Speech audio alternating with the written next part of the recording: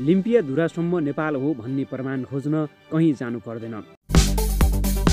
पूर्वको आवाज, पश्चिमको आवाज, उत्तरको आवाज, दक्षिणको आवाज, ग्रेटर नेपाल टिभी।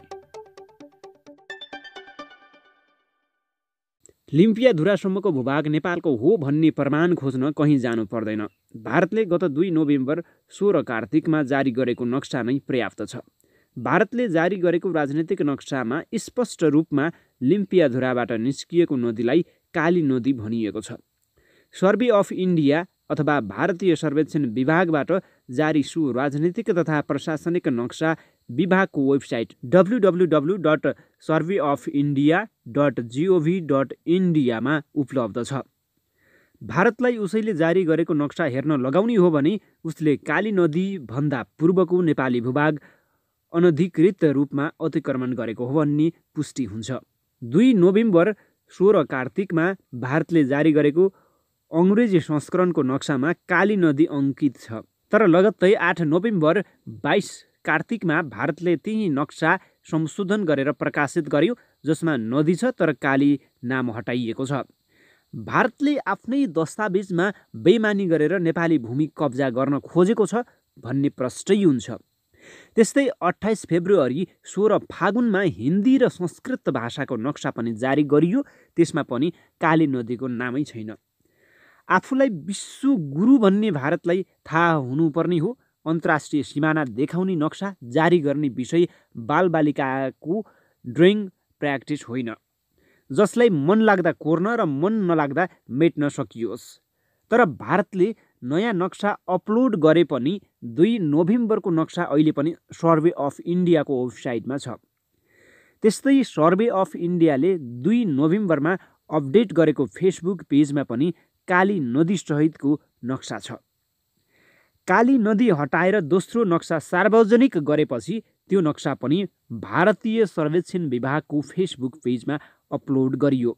भारतका विज्ञान मन्त्री डाक्टर हर्षवर्धनले हिन्दी र संस्कृत भाषाको नक्सा सार्वजनिक गरे, जसमा काली नदी मेटाइएको छ।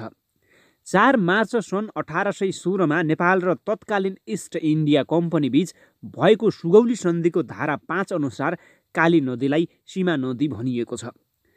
कालीको पूर्व नेपाल र पश्चिम भारत हुने भनी अन्तर्राष्ट्रिय सिमाना त्यही सन्धिका आधारमा तय भएको हो।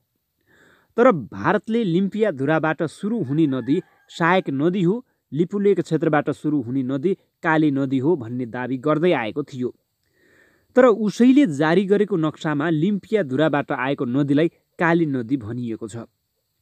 त्यसो त लिम्पियाधुराबाट निस्किएको नदीलाई काली नदी भनिएको यो पहिलो पटक होइन। ऐतिहासिक नक्साहरूले पनि यही भन्दै आएका छन्। सुगौली सन्धिपछि सन् 1827 मा सर्वे अफ इन्डियाले तयार गरेको नक्सामा पनि लिम्पियाधुराबाट बग्ने नदीलाई रिभर अफ काली भनिएको छ। त्यस्तै सन् 1856 मा सर्वे अफ इन्डियाले कलकत्ताबाट प्रकाशित गरेको नक्सामा पनि लिम्पियाधुराबाट बग्ने नदीलाई रिभर अफ काली भनिएको छ।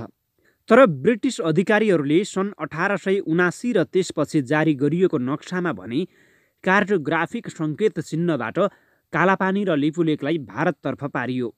उनी भन्छन्, त्यही आधारमा भारतले लिम्पियाधुरादेखि कालापानीसम्मको भूभाग कब्जा गरेर आफ्नो फौजी पोस्ट स्थापना गरेको छ। सन् 1962 अथवा विक्रम सम्वत 2019 मा चीनसँगको युद्धमा भारत काली नदी पार गरेर नेपाली भूमिमा प्रवेश गरेको हो। त्यो बेला जननिर्वाचित प्रधानमन्त्री बीपी कोइरालालाई हटाएर राजा महेन्द्रले पञ्चायती व्यवस्था सुरु गरेको 2 वर्ष मात्र भएको थियो। उनी भारतसँग सन्तुलन मिलाउन चाहन्थे, त्यसैले प्रतिक्रिया जनाएनन्। नेपालमा रहेका भारतीय सेनाका 17 सैनिक पोस्ट 2026 मा हटाउँदा पनि नेपालले कालापानीको सेना पठाउन सकेन। 2047 सालको परिवर्तनपछि 2051 सालमा गठित मनमोहन अधिकारी नेतृत्वको सरकारले भारतसँग कालापानी सहित सीमा विवाद समाधान गर्न पहिलो पटक भारतसँग प्रस्ताव गरेको थियो। त्यसपछि शेरबहादुर देउवा नेतृत्वको सरकारका पालामा 2045 सालमा यो विषय फेरि उठेको थियो। तत्कालीन भारतका प्रधानमन्त्री तथा परराष्ट्र मन्त्री इन्द्र कुमार गुजरालले कालापानीबाट भारतीय फौज हटाउने र सीमा समस्या समाधान गर्ने वचन दिएका थिए। तत्कालीन परराष्ट्र मन्त्री कमल थापाले नयाँ दिल्लीमा भएको भेटको प्रसङ्गमा भने गुजरालजीले कालापानीको सीमा समस्यालाई नेपालले प्रतिष्ठाको विषय नबनाओस् र भारतले पनि बनाउँदैन भन्नुभएको थियो। विवादित क्षेत्रबाट भारतले सेना बिस्तारै हटाउँदैछ, यो विषयलाई क्रमिक रूपमा छलफल गरेर टुङ्ग्याउँ भन्ने उहाँको धारणा थियो। 2045 सालमा नै कालापानी सहित सीमाका विषय विवाद सुल्झाउन परराष्ट्र सचिवलाई जिम्मा दिने निर्णय भयो। 2 गतेदेखि 5 गतेसम्मको भदौ 2045मा नेपालका तत्कालीन परराष्ट्र सचिव कुमार गेवाली र भारतका विदेश सचिव के रघुनाथ बीच वार्ता पनि भएको थियो। कालापानी भारतले अतिक्रमण गरेको 57 वर्षमा विवाद सुल्झाउन भारतसँग भएको पहिलो र अन्तिम बैठक त्यही नै हो। त्यसयता प्रधानमन्त्रीका बीचमा औपचारिक भ्रमण एवं परराष्ट्र स्तरीय संयुक्त आयोगमा यो विषयले प्रवेश पाउँछ, तर परराष्ट्र सचिवहरूलाई जिम्मा दिने निर्णय हुँदै आएको छ। राजा ज्ञानेन्द्रको प्रत्यक्ष शासनकालमा कालापानी र सुस्ताबारे ऐतिहासिक दस्तावेज अध्ययन गरेर प्रतिवेदन बुझाउन 4 सदस्यीय टोली गठन भएको थियो। बेलायत र अमेरिका सहितका देशका पुस्तकालयबाट नेपाल सम्बन्धी दस्तावेज खारेज प्रतिवेदन बुझाउन सरकारले टोली पठाएको थियो। टोलीले बुझाएको प्रतिवेदन तत्कालीन परराष्ट्र मन्त्री रमेशनाथ पाण्डेले राजदरबारमा बुझाएका थिए। त्यो प्रतिवेदन अध्ययन भएन।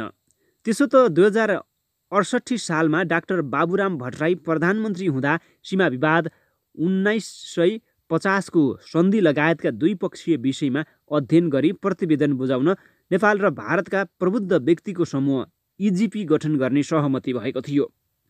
2072 सालमा केपी शर्मा ओली नेतृत्वको सरकार गठन भएपछि भारतसँगको सहमतिमा इपिजी गठन भएको थियो। इपिजीले 3 वर्ष लगाएर प्रतिवेदन तयार गरेको छ र ओली र मोदीलाई बुझाउन प्रतीक्षा गरिरहेको छ। इपिजीको प्रतिवेदन तयार भएपछि भारतीय प्रधानमन्त्री नरेन्द्र मोदी 2 पटक नेपाल आएका छन् भने प्रधानमन्त्री केपी ओली पटक पटक भारत गएका छन्। दुवैजना 3 पटक सँगै हुँदा पनि यस्ता महत्त्वपूर्ण प्रतिवेदन बुझ्न मोदी तयार भएका छैनन्। वार्तामा नबस्ने मात्र होइन, 2 सरकार मिलेर गठन गरेको इपिजीले तयार पारेको प्रतिवेदन बुझ्न समेत अस्वीकार गर्ने भारतले एकतर्फी नक्सा जारी गरेको हो। त्यति मात्र होइन, नेपाली भूमिमा भारतले सडक खनेर उद्घाटन गरेपछि नेपालले आफ्नो भूभाग समेटेर नक्सा जारी गरेको छ। भारतीय विदेश मन्त्रालयले नेपालद्वारा जारी लिम्पियाधुरासम्मको नक्सा मान्ने नहुने दोहोऱ्याएको छ। मन्त्रालयका प्रवक्ता अनुराग श्रीवास्तवले बिहिबार दिल्लीको शास्त्री भवनमा आयोजित साप्ताहिक पत्रकार सम्मेलनमा वार्ताका लागि नेपालले सकारात्मक वातावरण बनाउनुपर्ने दोहोऱ्याएका छन्। नेपालको यो एकपक्षीय कदम भारतलाई स्वीकार्य छैन, प्रवक्ता श्रीवास्तवले पत्रकार सम्मेलनमा भने। नेपालको नेतृत्वले विद्यमान सीमा मुद्दाहरू समाधानका लागि कूटनीतिक संवादका लागि सकारात्मक वातावरण सिर्जना गर्नेछ भन्नेमा हामी आशावादी छौँ। भारतीय विदेश मन्त्रालयले नेपालले नक्सा प्रकाशित गरेकोमा बुधबार पनि विरोध गरेको थियो। भारतले 26 वैशाखमा पिथौरागढबाट नेपालको कालापानी हुँदै लिपु भन्ज्याङ जोड्ने 80 किलोमिटर सडक मार्ग उद्घाटन गरेपछि नेपालले परराष्ट्र मन्त्रालय मार्फत 27 वैशाखमा लिम्पियाधुरा, लिपुलेक र कालापानी नेपाली भूभाग भएको भन्दै एकतर्फी सडक निर्माण अमान्य हुने स्पष्ट पारेको थियो। परराष्ट्र मन्त्री प्रदीप गेवालीले 29 वैशाखमा भारतीय राजदूत विनय मोहन क्वात्रालाई बोलाएर नेपालका तर्फबाट कूटनीतिक नोट अथवा विरोध पत्र हस्तान्तरण गर्नुभएको थियो भने राजदूत क्वात्राले मन्त्री गेवालीलाई भारतीय विदेश मन्त्रालयको विज्ञप्ति हस्तान्तरण गरेका थिए। त्यसपछि वार्ताको वातावरण बनाउनुको सट्टा भारतीय स्थल सेना अध्यक्ष मणिमुकुन्द रणवयले नेपालको प्रतिक्रियाप्रति रोष व्यक्त गर्दै कसैको उक्साहटमा नेपाल बोलेको आरोप लगाएका थिए। नेपाल सरकारले 4 जेठमा लिम्पियाधुरासम्मको जमिन समेटेर नयाँ नक्सा जारी गर्ने निर्णय गरेको थियो। यही निर्णयअनुसार बुधबार भूमि व्यवस्था मन्त्री पद्मा कुमारी अर्यालले नेपालको नयाँ नक्सा सार्वजनिक गरेकी थिइन्।